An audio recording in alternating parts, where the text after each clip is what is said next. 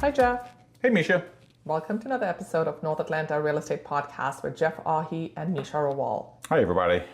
Today, we're going to delve into the topic of how to transition from a homeowner to a home seller, how to help sell your house. Yeah, I think it's a great topic. And so maybe sort of the recipe for success from a high view, 5 things in particular. First, maybe we can talk about fixing the house. Yeah. And then we'll transition into improvements you might be able to make it more profitable, the sale. And then staging the home, how important that is. Then we'll talk about pricing.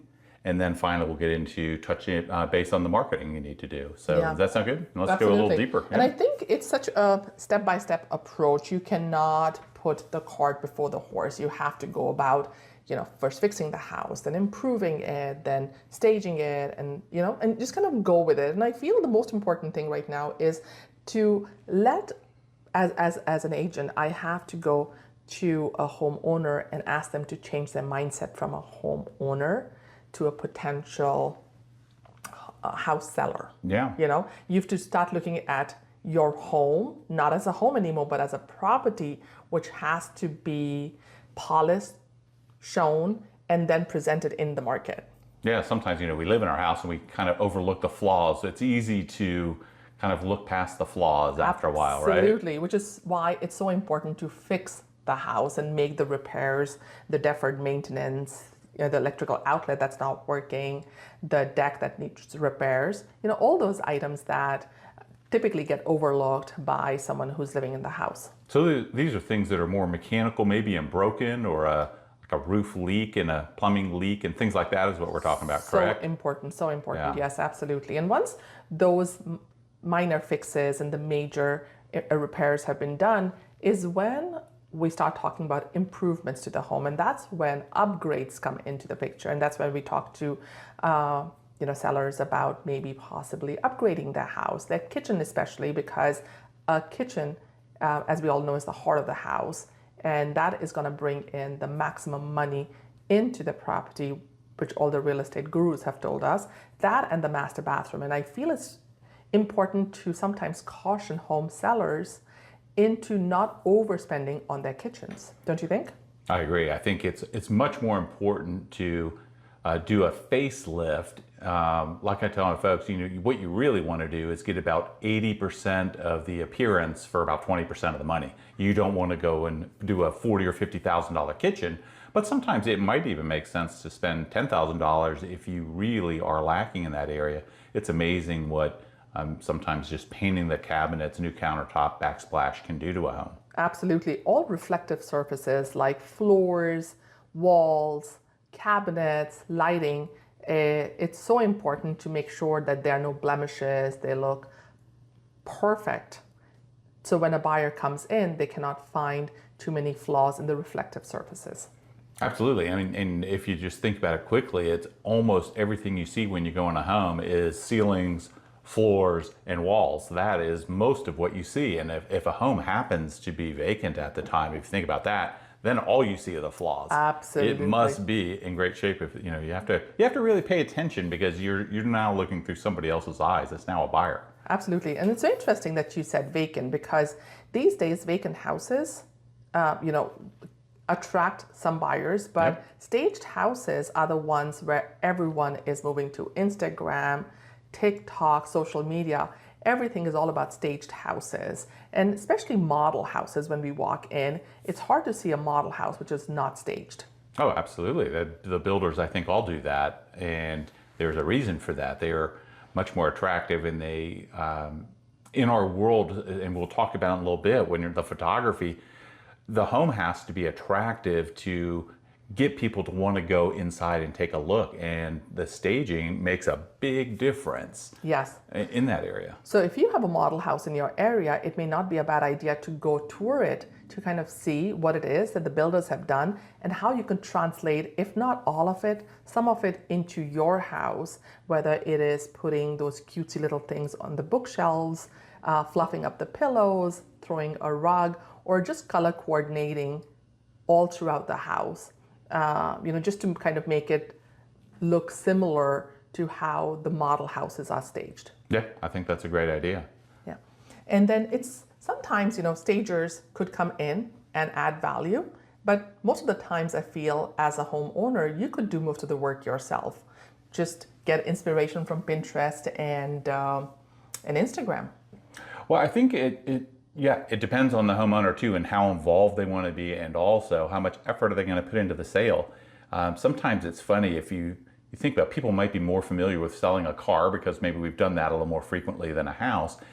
You wouldn't take your car and try to sell it and you have McDonald's wrappers on the floor and the tires are bald and things like that. But we've both been out there and you see homes sometimes where people just throw it on the market, and you just can't do that. You've got to make it look as good as possible without going crazy. And so it takes a little bit of effort and a good eye, and sometimes a professional stager might be a good alternative. Absolutely, so that you don't have to go buy those cutesy things. It may not be a bad idea to have a stager come in and bring their own stuff and stage the house for you. Absolutely. Now, pricing the house is, I feel, critical to selling a house. And it's important for sellers to have a realistic expectation of the market when they do go ahead and price their house. Yeah, absolutely. I think nothing is really more critical in the sales process. If the home is not priced correctly, it's probably not going to sell. And as our market is shifting into more of a neutral market, the sellers have to be mindful that this is not 2021 where buyers are purchasing anything that hits the market. The buyers right now are much more cautious and less plentiful. Interest rates are still elevated. And if you price it incorrectly, you just miss that big pool of buyers that comes out and sees the home in the first 10 days. And there is a little bit of a wave, and you get a lot of showings in that first 10 days and it tapers off. And it's just a huge mistake to misprice the home. So how are we going to get it priced right? What is that process, Meesha? Well, I feel like you need to defer to the comps in your neighborhood or in your area, because your comps will indicate where you should be priced. Now, you may have better upgrades than your neighbor next door, but you may be in the off season. So you have to look at your house realistically, look at how much houses in your neighborhood sold for, and also talk to your agent, who may be able to give you some idea of if you price it at this particular price range, it could stay on the market for a little longer, but if you price it on a different price range, the days on the market could get shortened up. So it depends on how motivated you are as a seller, and then decide to price the house. Yeah, and I think one thing too, when you talk about motivation, I would say this is kind of a bad time for a seller who has the attitude of like, well, if I get a good price, I'll move, and if I don't, I'll just stay. And if that's your attitude, you almost might as well not try, because this market is going to reward people that do things properly. And the pricing, like I say, it is not the multiple offer environment, as you know, that we've had in the recent past. Yeah. And so because of that, you can be successful, but you're not going to get that home run sale that we might have had a couple years ago. And then your house gets added to the pile of unsold inventory that we are seeing piling up these past few months. And you don't want to be one of those unsold houses. It's not fun to sell a house anyway, right? You get people, walking through your house, and you go to, it's a lot of effort to do that. And I think if you're not really committed, why try? Agreed. Absolutely. Yeah. Now, which brings us to marketing the property. Yeah. After you price the house, it's so important to make sure that all the work that you've done to fix the house, to upgrade your house, to stage it, it is being seen by potential buyers. And marketing the house cannot be overstated. And for that, I feel photography is so critical, to get a good photographer. Even though we all have these fantastic cell phones in our pockets, please don't use them. Please go get a professional photographer to photograph your gorgeous house. Yeah, I think it can be the single biggest mistake that a lot of people make. How many times people can just jump on Zillow right now or whatever platform, and you can see a lot of bad photography mixed in with the good photography, and it makes a difference. Yeah. You just can't overlook this. So get professional photography. You want to show off all the work you've done to get it prepped. And then once we have that photography, what are we going to do with all these beautiful photos? Put it on the MLS. Yeah. And Georgia, we are blessed with 2 MLSs. We are. Absolutely. We have the first multiple listing system and the Georgia multiple listing system. And they both work, and most agents, but not all agents, are members of both. And so to get complete exposure in our Atlanta market, you've got to be in both systems. And these MLS systems send these houses to Zillow, Trulia, Homes.com, all the major platforms. So you definitely have to be in the MLSs. The third thing would be to schedule the showings. And this is so critical for sellers to realize that when a buyer requests a showing, please go ahead and approve it. Make sure that you have your pets set up for a boarding. Your kids know how to, where to put their shoes just before. Make sure there are no dishes in the sink. And, even if someone comes in at a moment's notice, you are ready as a seller, because you just don't know that maybe the one buyer that you've been waiting for. Absolutely. And it's not just that. I think too, you've always noticed if you're trying to see a house and it's just difficult access, and maybe as an agent, you're trying 2 or 3 times and you just can't get in the door, it's frustrating. And you then know, and your buyer's going to feel like it's going to be a frustrating process, even if you're interested in the home. Absolutely. You've got to make it accessible. And part of the accessibility too, in that first weekend, because what we're always trying to do is we want to put that home on the market on a Thursday or a Friday, so that first weekend is going to have a lot of activity. Mm-hmm. And you need to be ready for that. Yes. And if because we're trying to create a multiple offer situation, we're not necessarily going to get it, but we want to create the opportunity. And so what would you think is another important step for that first weekend? What would you suggest? About the open house? Yeah, the open house. Absolutely. So it's important, I guess, for when we're talking about to get full access and exposure for the buyers out there. Let's say their agent's busy out of town, happens all the time, especially in the summer.